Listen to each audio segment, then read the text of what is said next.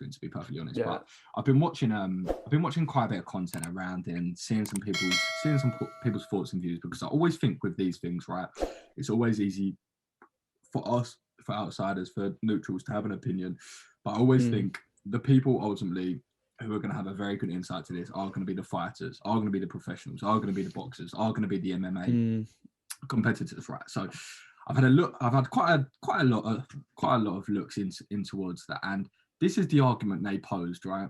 And I struggled to go against it, and I know there is one argument against this. I understand, but this is what I said.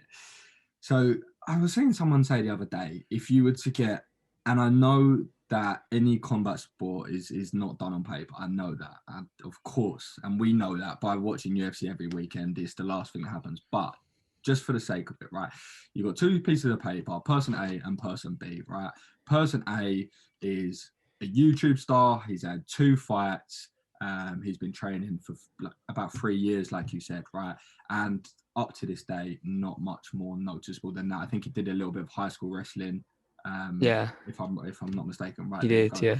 And then we've got person B, who is an Olympian, a champion, a UFC competitor, and above all else, not necessarily even just speaking to the ability of that, but speaking to the fact that he has gone and performed in a combat setting in a high pressure environment thousands and thousands and thousands of times. So I'll bring it back to Mayweather, and this is the example someone else used. I can't for life for me think who it was, but we look at Mayweather, right?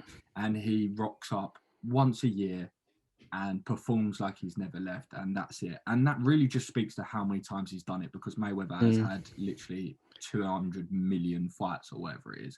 So, and it just becomes muscle memory, right? You rock up, the pressure doesn't get you. No, you've seen it all before, you've done it all before. And it's like we always sort of say about experience and game experience and that sort of that in-game experience.